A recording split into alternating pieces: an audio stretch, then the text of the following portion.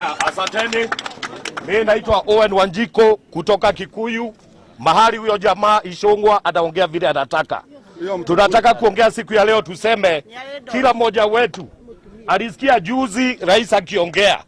Rais alisema wameandika walimu 56,000 in Kenya.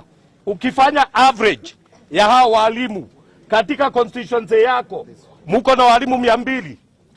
Tukasikia pia maneno ya nyumba hizi za housing. Akasema pia wameandika 120,000 youth. Wagapi wameandikwa hapa Kikuyu? Vijana wetu wanafinyika hapa.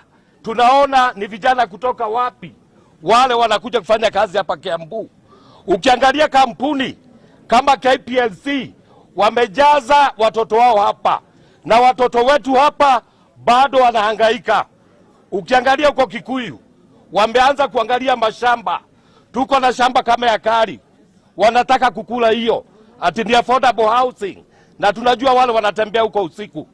Ukiangalia huko Kabete kuna shamba pia ya Shura, walijaribu kuhamisha ione kama iko Kikuyu ili waweze kuimba.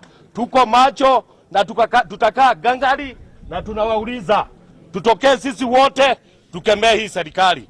Tandone twatereiria andu aitu tukombete nginya twakomba mbia India muhinde ndagutwa guikaro, na nikio murona munene witu ndarugamaga Kenya niguconoka niguo Kenyans matikamurie ciuria.